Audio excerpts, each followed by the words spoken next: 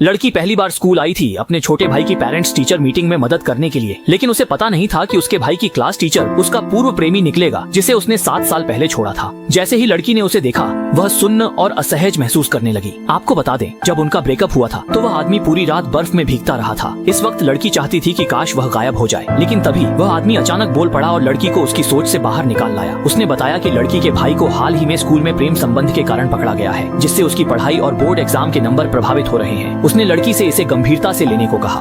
लड़की को यह सुनकर शर्मिंदगी हुई, उसके पैर की उंगलियां जमीन में धंस जाएं। आखिरकार वह उसी आदमी के साथ हाई स्कूल में रिलेशनशिप में थी। जल्दी प्रेम संबंध मिस जियांग।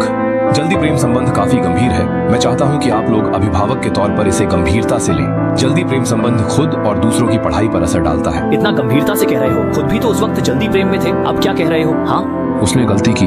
लड़की के दिमाग में विचार दौड़ने लगे और उसने तुरंत कहा कि वह घर जाकर अपने छोटे भाई को अच्छी तरह समझाएगी। इतना कहकर वह अपने भाई का हाथ पकड़कर जल्दी से वहाँ से निकल गई। लेकिन जब लड़की जा रही थी तो उसे यह पता नहीं चला कि वह चाबी का की चेन जो उसे उस आदमी ने सालों पहले दिया था जमीन पर गिर गया, और वह आदमी भी यह देखकर हैरान रह गया। सोचा भी नहीं था कि 7 साल बाद भी लड़की ने वह की चेन संभाल कर रखा है। घर लौटने के बाद लड़की को जल्दी ही पता चला कि उसकी कमर पर बंधा की चेन गायब हो गया है। ठीक उसी वक्त उसका मोबाइल अचानक बज उठा। फोन खोलते ही वह हैरान रह गई, क्योंकि उसे फ्रेंड रिक्वेस्ट भेजने वाला उसका पूर्व प्रेमी था। हे भगवान, उसे कैसे पता चला कि मैं मुसीबत में हूँ? भले ही उसे समझ नहीं आया कि उसने उसे कैसे ऐड किया, लेकिन लड़की ने फिर भी सावधानी से फ्रेंड रिक्वेस्ट स्वीकार कर ली। जैसे ही उसने रिक्वेस्ट एक्सेप्ट की, लड़के ने तुरंत एक फोटो भेज दी।